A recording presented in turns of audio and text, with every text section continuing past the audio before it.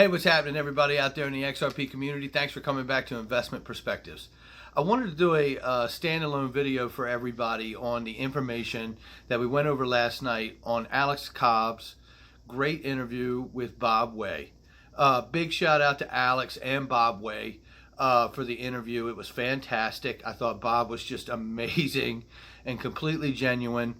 It's no surprise to anybody that I've been cynical of and skeptical of anybody coming in this space of late, because this community has endured a lot of fake insiders and all of that. Bob is the real thing. That's the deal. Bob's the real thing. And you have to look no further than that interview with Alex Cobb to find out just how genuine he is and how excited he is about Ripple and XRP, just as we are. Only he was on the inside and he actually worked there and helped develop a lot of the keystone things that help make Ripple and XRP what it is today. So a big shout out to Alex Cobb and a big thank you to Bob Way for all he brings to this space in our community. Okay, so a few things that I wanted to talk about from the interview. One of the things that we talked about was, or that he talked about was, and we talked about last night, was he discussed the Fed Reserve faster payments, and we understand, everybody knew that, and the Bank of England and the BIS. So, you know, Bob, respectfully to Ripple and whatever they're doing, never seemed to overstep outside of that relationship. He was very, very good about that. And just the fact that he touched on the fact of the Federal Reserve Faster Payments Task Force and that they are connected there. And we know about the Bank of England, what Mark Carney has said about working with Ripple. We understand that BIS will be doing the same thing. But he introduced a new word that brought an enormous amount of clarity to that notion that we've all known about, right? And it was synchronization. That's what he said. And I just found that to be an amazing word that brought so much clarity to me to something that we've already known. And the reason that had such an impact on me is because when you think of the Federal Reserve, the Bank of England, BIS, all of these enormous big banks in the world being synchronized at the top, right? And let us not forget RippleNet with the 200 plus banks and financial payment providers, the largest in the world according to Marcus Treacher, that are on RippleNet waiting to go live as well.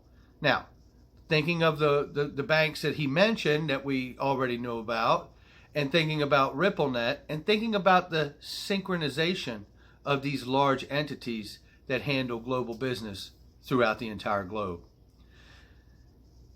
The clarity it brings to me for synchronization is important because he talked about the atomic settlements, right, that happen. And he gave an example about how you would no longer need like $2 million to do $1 million transaction. You will only need the $1 million to do the transaction because it will be instantaneous, right? What a powerful statement. It's nothing we all didn't know, but again, it's Bob Way's ability of bringing the clarity to things we already know that is absolutely feels profound to hear it coming from such a guy. So big kudos to him for his ability, because you can listen to this interview, and it's a three and a half hour interview, and Cobb did a great job with it.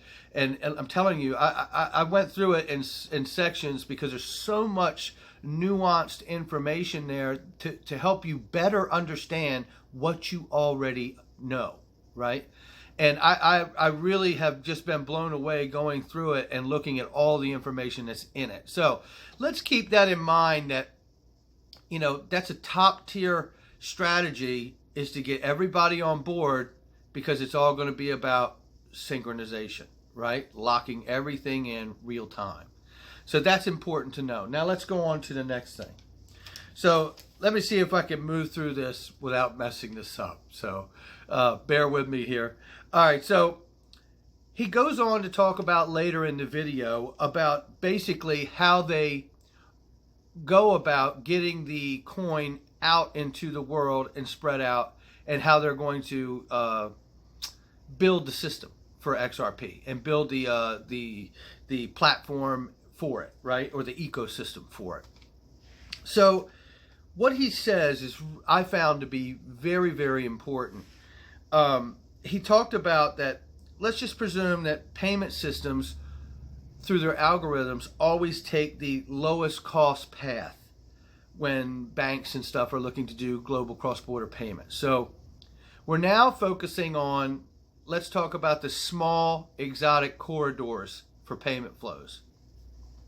Now, he gives the example in there, and again, this is information that most of us know, but Bob has an amazing way to bring clarity to this information, and I felt like, I don't know if anybody could say it any better. So basically, if we think about the small exotic corridors, okay, forget about the top tier stuff and everybody that's sitting on deck waiting to go for synchronization. Let's talk now about the smaller corridors, the more exotic corridors with fiat pairs and things like that that aren't as popular, right? This is an advantage for XRP because they can come in and they feel like they can offer the cheapest method to be able to handle those smaller, more exotic corridors. And in doing so, they will pull all the payment flows to their option, right, of using XRP because they can be the cheapest, right?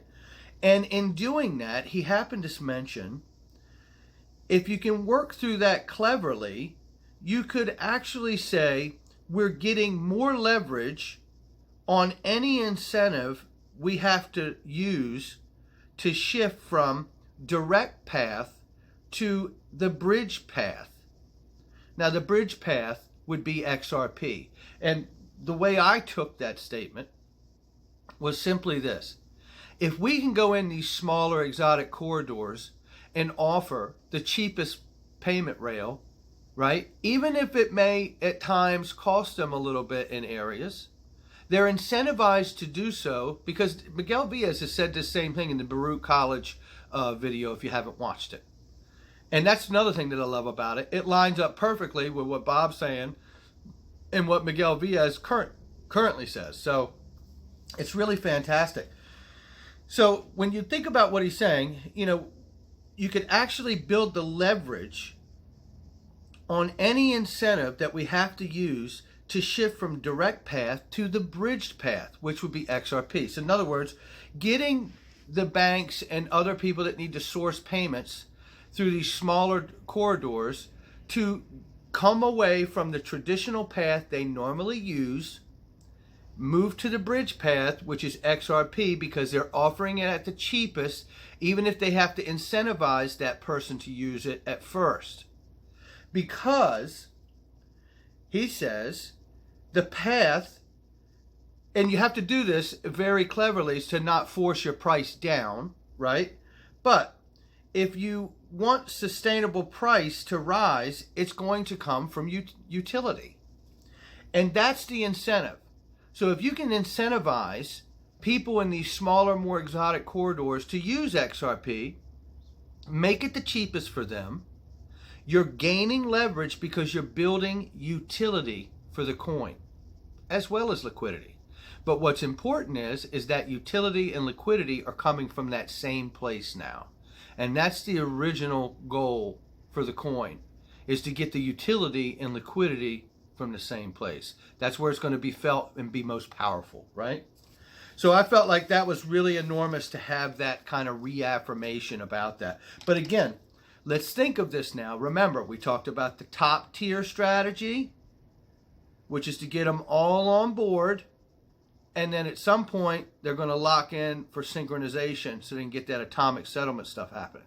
Now let's look at the second tier, or second part of this plan, is to go out and physically win in the smaller exotic corridors and win those payment flows, right? Because as you do, even if you have to incentivize that person or company to use your payment flows at first, you're better for it because in the long run, you get the utility brought to the token. Okay? It's enormous. And it's a brilliant idea. It's a brilliant plan. So then he goes on later and talks about, someone asked, I think Cobb might have asked him this, about XRP long term. And he made a great statement. And he said, you know, they're opposite like most companies. he said they would actually sit around, and the inside goal as a whole was, the idea or general notion was, if we have to actually make this thing happen, still trying to make this thing happen 10 years out, we're doing something wrong. That was the thought and the notion. Now, guys, just think about that for a second. They never accepted a 10-year goal. You could tell that just from that statement there. There wasn't a soul in there that was working with like, well, I'm in for the long haul, 10, 20, whatever. They're working with this. We're going to get this done, and we're going to get this done right away because it needs to happen 5 minutes ago. That's how Ripple in general as a company is a very, very healthy company, because these people, men and women there, are absolutely some of the brightest minds in the world. And you look no further than Bob Way to discover that too. I don't mind telling you. So they already had a goal, and the overall goal was to build an ecosystem that needs Ripple less and less over time, which tells you the ultimate strategy of the coin is to really be used throughout the whole world, right? Which is amazing. And shout out to Love for Crypto. They're amazing. These guys have been pounding the ground about the reset and the global status, reserve status change, and XRP being up there. And Bob Way also commented that he didn't think it was out of realm of possibility over time at all. And kudos to those guys. They've caught a lot of heat for over a year now for having that same belief. And I've loved them from day one. You guys are amazing. So then he goes on, and he did discuss a little more about the Fed wire, which I felt was, kind of convenient that he went from that point into that. And then he started talking about the exotic corridors and flows first, which we just talked about. Then he was also asked about how he saw the market over time, and he said he sees XRP as spiky from FOMO. And then he gave an analogy that when people can make a higher percentage basically in crypto space or on XRP versus traditional investments, savings accounts, stocks, things like that nature, he said, that in turn will bring more retail buyers into the market and will cause a spiky market. Now, this is a notion that we have to really take and understand here, because it doesn't mean that a price set's off the table. What it does suggest to me is that they're going to possibly let the retail market happen and FOMO up and FOMO down and get spiky and do its thing. And possibly at some point after that, if they bring in the Ripple net, and this is my speculation adding to Bob's thoughts, but if they're going to start out and let that be spiky and go up and down, if that happens freely like a regular bull run, then I would think to myself that the thing that could possibly change that is when the entire RippleNet system and the Fed and the BOE and the BIS come on board for synchronization. Because when they come on board for synchronization, that is a level of utility that this world has never seen. One thing I can tell you is that Bob also said a statement here that I found very profound. He said, the currency that is most valuable is the one that has the greatest circle of people to trade it to. Now, I know that that's a pretty straightforward statement, but think of it. It's the truth, right? The currency that has the most value is the one that has the greatest circle of people to trade it to. This points to the interoperability of XRP, right? The ILP, the XRP ledger, all of the things, the DLT, everything that's in place to give it the interoperability to create the greatest circle for people to trade within. Guys, I'm going to tell you something. I found this interview to be just absolutely stunning. I mean, there is just, he doesn't give away the farm. Everything he does in clear respect of out of his relationship with Ripple and everybody he knows there. And I have to say, he's such a smart man that he's able to not only be a part of the creation of a lot of the things that help make Ripple and XRP what they are today, but he's also such a smart man that he's able to break things down in a layman way because he understands what we don't. And he's able to bridge that gap just the way XRP does. Now, how about that?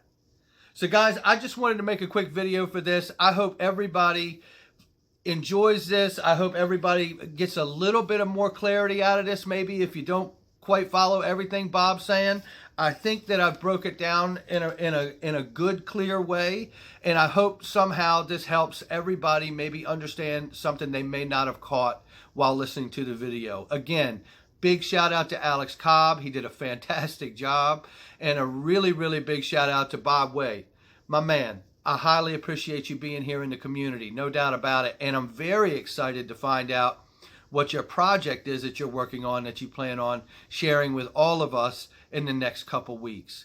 Guys, I want you to hit the like and subscribe, and please leave a comment below. It's getting exciting. It really, really is, and I hope to continue this conversation with you on our next live stream. Until then, take care, and I'll see you next time.